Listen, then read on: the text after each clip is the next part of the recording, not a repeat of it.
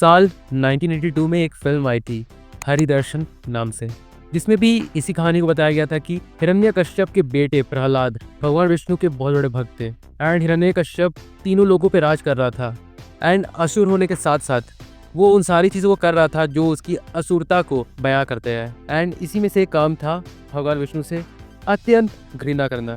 और मैंने ये मूवी लाइक जब मैं 10 या 11 साल का था तब मैंने बहुत बार इस मूवी को देखा था। सो जब मैं महाअवतार नरसिम्हा देखने जा रहा था ना, तो मुझे बहुत अच्छा आइडिया था कि ये फिल्म किस बारे में होने वाली है और इस फिल्म में हमें कौन कौन से कैरेक्टर्स देखने को मिलने वाले हैं। और इसी कारण की वजह से जो मेरा पहला मूड था ना इस फिल्म को नहीं देखने का, वो बना था। लाइक मुझे याद है जब मैंने F1 को थिएटर में देखा था, तो उस फिल्म को शुरू होने से पहले महाअवतार नरसिम्हा का एक प्रॉपर ट्रेलर दिखाया गया था, जहाँ पर उस ट्रेलर को देखी मुझे पता चल गया था कि ये मूवी किस बारे में होने वाली है। और मैंने सोचा कि मैंने एक ऑलरेडी बहुत बेहतरीन मूवी देख रखी है इस सब्जेक्ट पे, तो मैं क्यों ही एक एनिमेटेड मूवी देखूं। और तो और हमें पता ही है कि इंडिया में एनिमेशन किस तरीके का किया जाता है।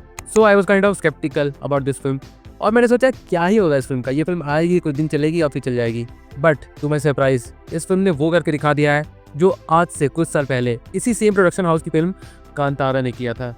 और देखो, इस फिल्म को देखने के बाद अगर मैं अपने ओपिनियन को बस एक लाइन तक सीमित रखूँ ना, तो मैं यही बोलूँगा, डिविनिटी मीट्स मास सिनेमा। मतलब ये फिल्म एक डिवोशनल फिल्म होने के साथ साथ आपको जो एक मास सिनेमा से एक्सपेक्टेशन होती है ना, उस चीज़ को भी ये फिल्म फुलफिल करती है। मतलब इस फिल्म में वो सारी चीज़ें थी ना जो एक प्रॉपर फिल्म में होती है, लाइक इमोशन भर भर के, एक्शन बहुत ज़्यादा, पंच लाइन्स जो आपको गूज़बम्प्स देंगे।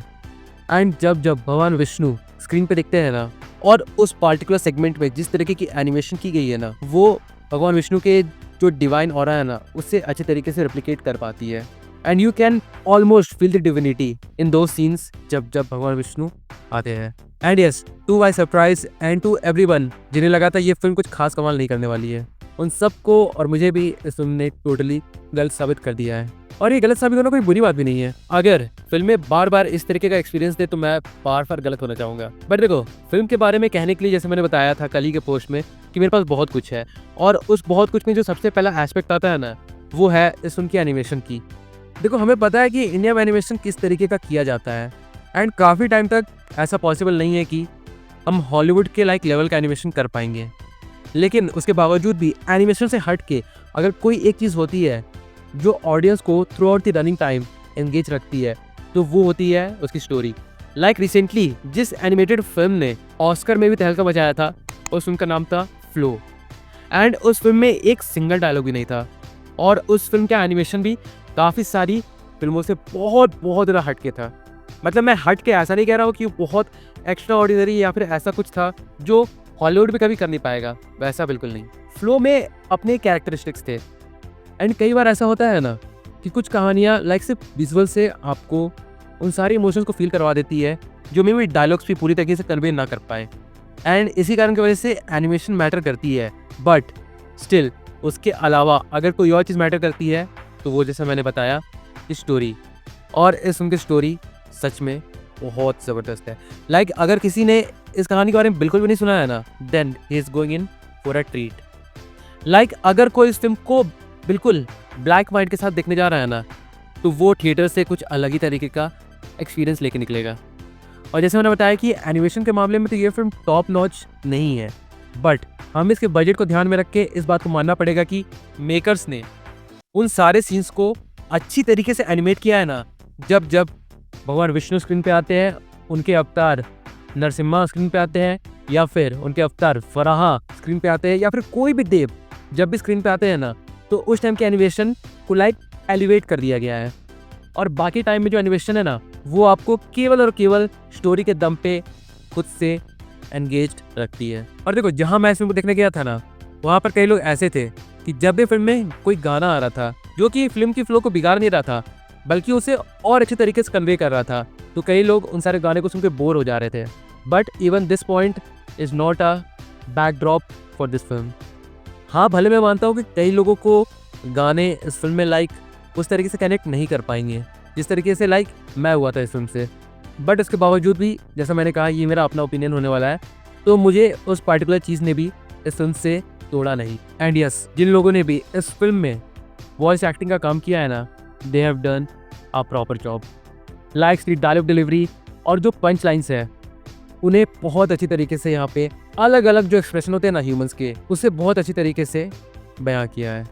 और अगर इस फिल्म को अलग अलग ड्यूरेशन के अकॉर्डिंग इस फिल्म को बांट के डिस्क्राइब किया जाए तो मैं ज़रूर से ये कहूँगा कि फिल्म के ओपनिंग के आधे घंटे वॉज जस्ट टू गुड, क्योंकि फिल्म में आपको एक बहुत ही अच्छा ओवरव्यू मिल जाता है कि ये फिल्म जिसके बारे में है, मतलब जिस विलन के बारे में है, हिरण्यकश्यप, वो आखिर कौन था, कैसे पैदा हुआ था और उसका मकसद क्या है, ये सब कुछ आपको इस फिल्म में देखने को मिल जाता है।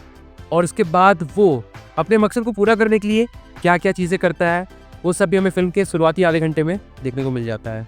उसके बाद जब एंट्री होती है प्रहलाद की, तो वहाँ से फिल्म का दूसरा पार्ट शुरू होता है और वो है डिविनिटी का और फेथ का। बट बीच में हमें कई सारे ऐसे एलिमेंट्स देखने को मिलते हैं जो ये फिल्म अपने ट्रेलर से प्रॉमिस कर रही थी, and that is mass cinema. And उसके बाद आखिरी के 20 minute is just top notch. मतलब महाअवतार नरसिम्हा की एंट्री से लेकर वो जिस तरीके से हर किसी से लड़ते हैं, उन सबको ऐसे ऐसे सेगमेंट्स में डिवाइड करके इतने रफ वे में प्रेजेंट किया गया है ना कि कई बार मुझे इसके सर्टिफिकेट पे भी डाउट होने लगा था कि इस फिल्म की कैसे जो रेटिंग है ना वो एडल्ट नहीं है। मतलब अगर आपने इस फिल्म को नहीं देखा है ना तो आप जाकर इस फिल्म को देखो बढ़िया से और लास्ट के 20 मिनट का एक्सपीरियंस भरपूर लो, आप समझ जाओगे कि मैं क्या कह रहा हूँ।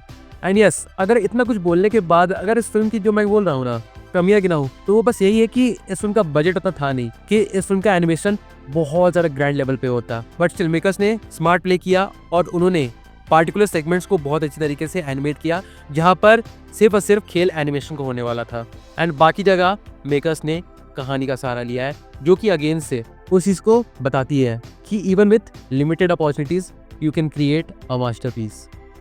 एंड यस, अगर आप अभी भी सोच रहे हैं कि इस फिल्म को देखने के लिए जाना चाहिए या फिर नहीं जाना चाहिए, तो मैं बस यही बोलूँगा, अगर आपको कांतारा जैसा एक्सपीरियंस लेना है, वो भी कांतारा चैप्टर 2 आने से पहले, तो आप इस फिल्म को जाकर ज़रूर से देखें।